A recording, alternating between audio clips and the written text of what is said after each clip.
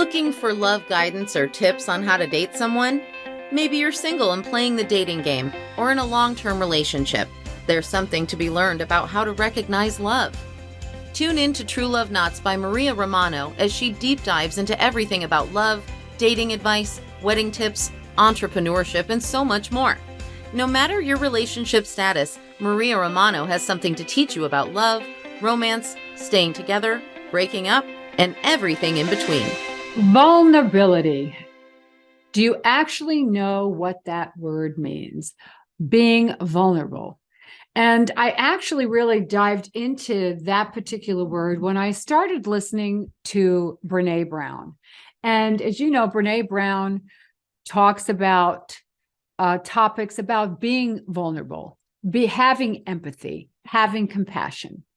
And believe it or not, some of us really don't recognize that being vulnerable is a sign of strength. That's right. It's a sign of strength and being courageous.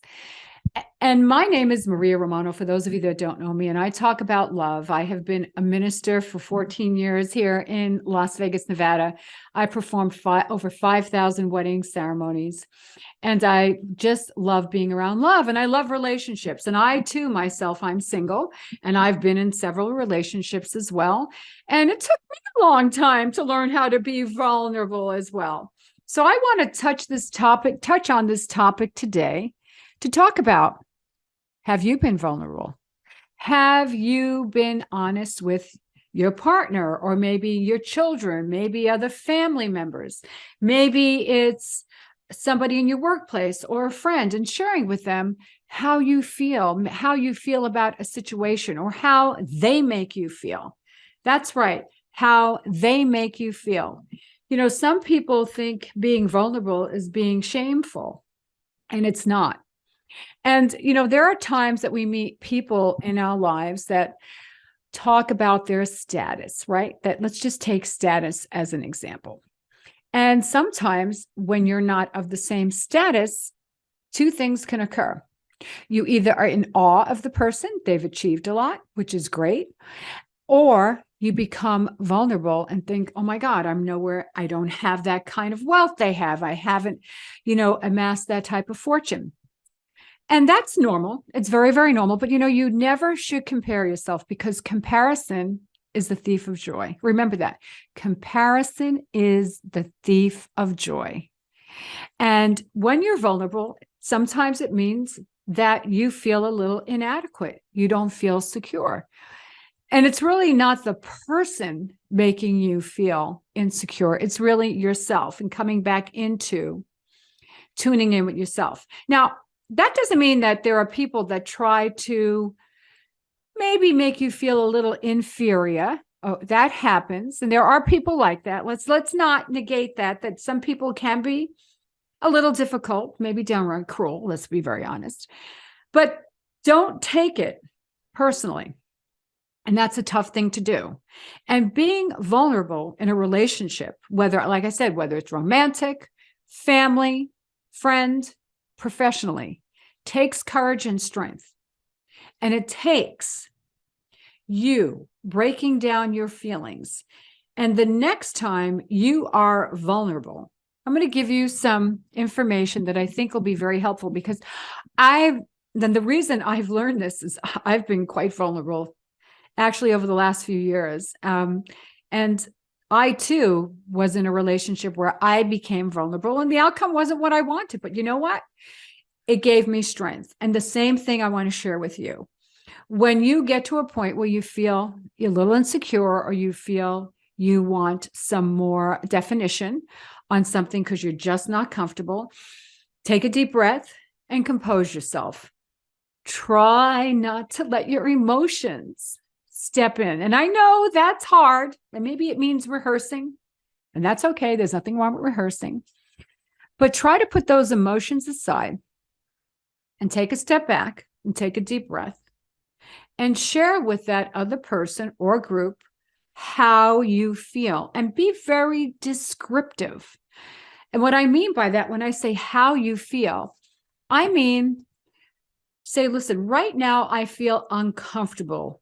My tummy feels like it's just something isn't right. I feel a little insecure.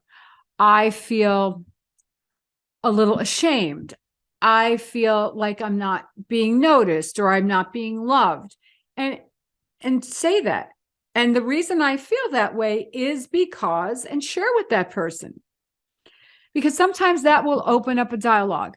Now, not everybody is going to be open to dialogue, because sometimes people don't like when other people are vulnerable, because you know what happens then? They get afraid themselves, and that's okay. But it takes courage to step out of your comfort zone. It takes courage to move forward. And it means that you have a lot of strength. You're very strong. Because once you share your vulnerability, no matter what the outcome is from the other party, you've taken the first step to have better mental and emotional clarity.